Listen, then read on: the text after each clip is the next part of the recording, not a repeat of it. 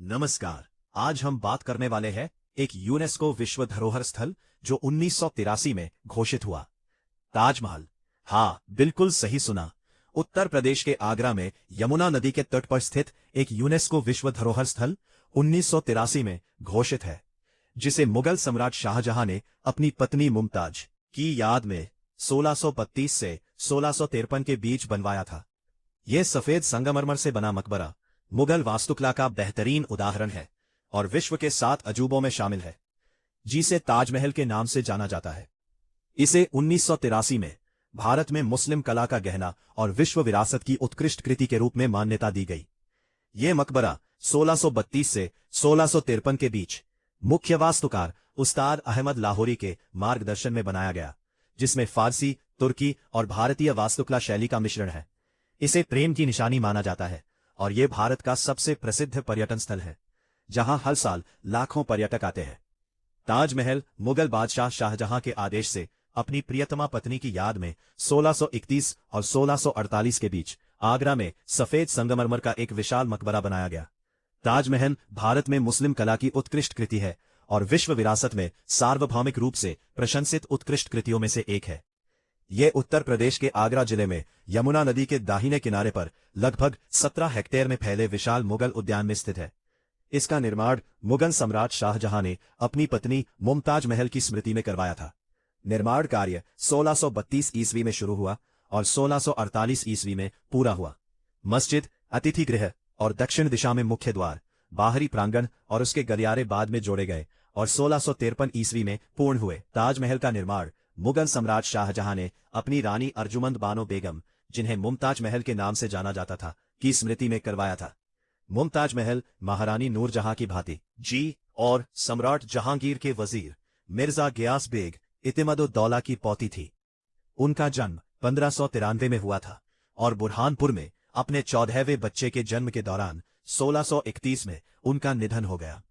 उनके पार्थिव शरीर को अस्थायी रूप से जैनाबाद उद्यान में दफनाया गया था। 6 महीने बाद उनके शरीर को आगरा ले जाया गया और अंततः ताजमहल के मुख्य मकबरे की तहखाने में स्थापित किया गया। ताजमहल मुमताज महल और शाहजहां दोनों का मकबरा है। अरबी लिपि में कई ऐतिहासिक और पुराणिक शिलालेखों की मौजूदगी से ताजमहल के कालक्रम का निर्धारण करने में सहायता मिली है। इसके निर्माण के लिए राजमिस्त्री, पत्थर तराशने वाले, जड़ाई करने वाले, नक्काशी करने वाले, चित्रकार, सुलेखक, गुंबद निर्माता और अन्य कारीगरों को पूरे साम्राज्य के साथ साथ मध्य एशिया और ईरान से भी बुलाया गया था। उस्ताद अहमद लाहौरी ताजमहल के मुख्य वास्तुकार थे। ताजमहल को संपूर्ण भारत इस्लामी वास्तुकला में सबसे बड़ी स्थापत्य उपलब्धि माना जाता है। इसकी विख्यात स्थापत्य सुंदरता ठोस और खाली स्थानों, अवतल और उत्तल आकृतियों तथा प्रकाश छाया के लयबद्ध संयोजन पर आधारित है। मेहराब और गुंबद इसकी सुंदरता को और भी बढ़ाते हैं। हरे भरे परिदृश्य, लाल रंग के रास्ते और ऊपर नीले आकाश का संयोजन स्मारक को बदलते रंगों और भावों में प्रदर्शित करता है।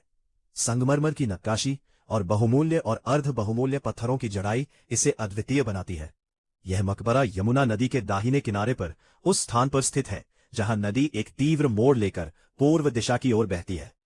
मूल रूप से जिस भूमि पर वर्तमान में ताजमहल स्थित है वह अजमेर राजस्थान के कछवाहा वंश की थी। दरबारी इतिहासकार अब्दुल हामिद लाहौरी ने अपनी कृति बादशाहनामा और फरमान में प्रमाणित किया है कि यह भूमि उनसे 4 हवेलियों के बदले में प्राप्त की गई थी। निर्माण के लिए विशाल मकबरे की इमारतों को सहारा देने के लिए नदी के किनारे कुओं का जाल बिछाया गया था। राजमिस्त्री, पत्थर तराशने वाले, जड़ाई करने वाले, नक्काशी करने वाले, चित्रकार, सुलेखक, गुंबद निर्माता और अन्य कारीगरों को पूरे साम्राज्य के साथ साथ मध्य एशिया और ईरान से भी बुलाया गया था। आंतरिक निर्माण के लिए ईंटें स्थानीय स्तर पर तैयार की गईं, जबकि बाहरी आवरण के लिए सफेद संगमरमर राजस्थान के मकराना से मंगवाया गया था।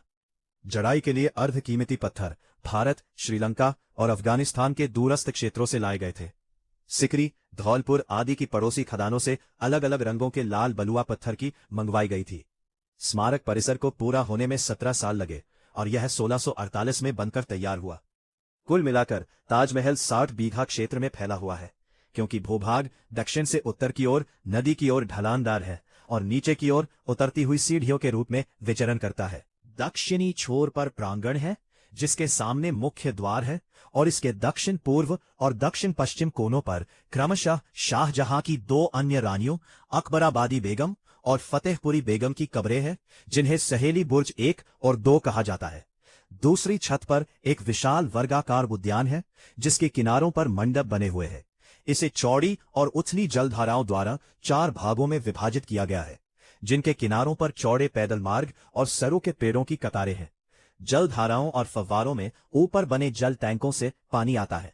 इन 4 भागों को चौड़े रास्तों द्वारा छोटे छोटे भागों में विभाजित किया गया है, जिससे पूरी संरचना एक आदर्श 4 बाग की तरह दिखती है। ताजमहल का मुख्य मकबरा मूलतः वर्गाकार है, जिसके कोने तिरछे कटे हुए हैं।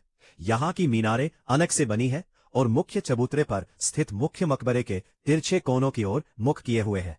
मकबरे के पश्चिमी भाग में लाल बलुआ पत्थर की मस्जिद और पूर्वी भाग में स्थित मेहमान खाना सौंदर्य की दृष्टि से एक स्पष्ट रंग संयोजन प्रस्तुत करते हैं। ताजमहल के भीतरी और बाहरी हिस्सों में दादों पर, समाधियों पर और उनके चारों ओर संगमरमर की झज्जरी जाली स्क्रीन पर बहुरंगी जड़ाई कला के कुछ अद्भुत नमूने मौजूद हैं। शाहजहां के बागवानी योजनाकारों और वास्तुकारों द्वारा किए गए कुछ उल्लेखनीय नवाचारों में निहित है। ऐसी ही एक उत्कृष्ट योजना है मकबरे को चतुर्भुज उद्यान के ठीक बीच में रखने की बजाय एक छोर पर रखना, जिससे स्मारक के दूर से दिखने वाले दृश्य में गहराई और परिप्रेक्ष्य का गहरा प्रभाव पड़ता है। ये ऊंचे मकबरे की एक उत्कृष्ट मिसाल भी है।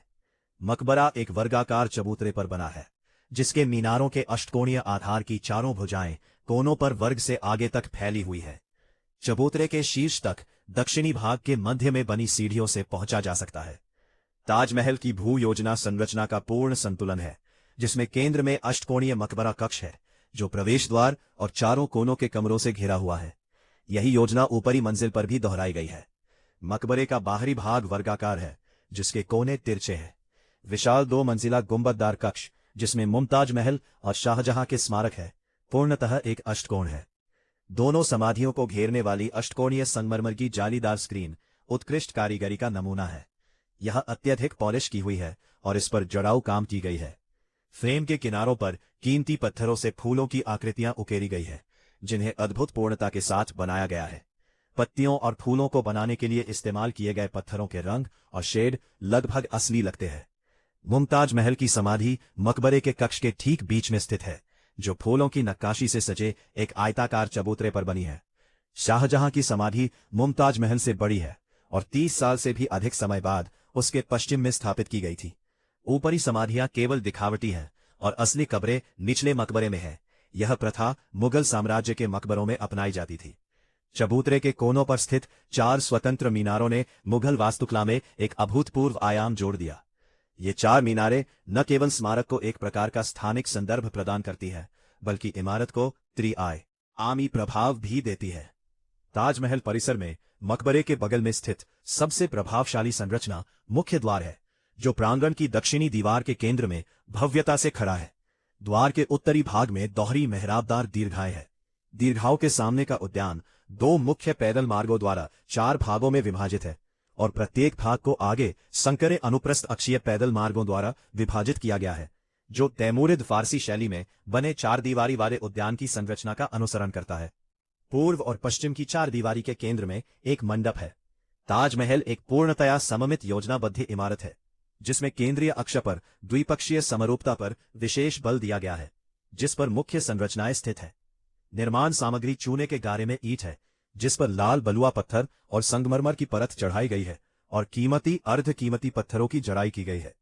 ताजमहल परिसर में स्थित मस्जिद और अतिथि गृह केंद्र में स्थित संगमरमर के मकबरे के विपरीत लाल बलुआ पत्थर से निर्मित है। दोनों इमारतों के सामने एक विशाल चबूतरा है। मस्जिद और अतिथि गृह दोनों एक समान संरचनाएं हैं। इनमें एक आयताकार विशाल प्रार्थना कक्ष है, जिसमें 3 मेहराबदार खांचे एक पंक्ति में व्यवस्थित है और बीच में एक प्रमुख प्रवेश द्वार है। प्रवेश द्वार के मेहराबों और स्तंभों पर सफेद संगमरमर की परत चढ़ाई गई है। स्तंभों में पत्थर की कढ़ाई से फूलों की आकृतियां बनी है और मेहराबों के किनारों पर रस्सीनुमा नक्काशी की गई है। ताजमहल भारत इस्लामी समाधि वास्तुकला की संपूर्ण श्रेणी में परिपूर्ण सामंजस्य और उत्कृष्ट शिल्प कौशल के माध्यम से सर्वश्रेष्ठ स्थापत्य और कलात्मक उपलब्धि का प्रतिनिधित्व करता है। ये अवधारणा निर्माण और निष्पादन में स्थापत्य शैली की एक उत्कृष्ट कृति है और संतुलन, समरूपता और विभिन्न तत्वों के सामंजस्यपूर्ण मिश्रण में अद्वितीय सौंदर्य गुणों से परिपूर्ण है। ताजमहल परिसर के मकबरे, मस्जिद, अतिथि गृह, मुख्य द्वार और संपूर्ण परिसर की अखंडता को बरकरार रखा गया है। भौतिक संरचना अच्छी स्थिति में है और संरचनात्मक स्थिरता, नींव की प्रकृति, मीनारों की ऊंचाई और ताजमहल के अन्य निर्माण संबंधी पहलुओं का अध्ययन किया गया है और इनकी निरंतर निगरानी की जा रही है। वायुमंडलीय प्रदूषकों के कारण होने वाले क्षरण के प्रभाव को नियंत्रित करने के लिए वायु गुणवत्ता की निरंतर निगरानी और क्षरण कारकों को उत्पन्न होने पर नियंत्रित करने के लिए एक वायु नियंत्रण निगरानी केंद्र स्थापित किया गया है। परिवेश की सुरक्षा सुनिश्चित करने के लिए विस्तारित बफर क्षेत्र में नियमों का उचित प्रबंधन और प्रवर्तन आवश्यक है। इसके अतिरिक्त पर्यटन सुविधाओं के भविष्य के विकास में ये सुनिश्चित करना होगा कि संपत्ति की कार्यात्मक और दृश्य अखंडता, विशेष रूप से आगरा किले के साथ इसके संबंध में बरकरार रहे।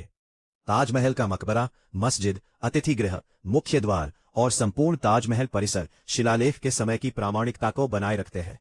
हालांकि भारत में ब्रिटिश काल से ही महत्वपूर्ण मरम्मत और संरक्षण कार्य किए गए हैं, लेकिन इनसे भवनों के मूल गुणों पर कोई असर नहीं पड़ा है। भविष्य में संरक्षण कार्यों के लिए ऐसे दिशा निर्देशों का पालन करना आवश्यक होगा जो ये सुनिश्चित करें कि रूप और डिजाइन जैसे गुण संरक्षित रहे।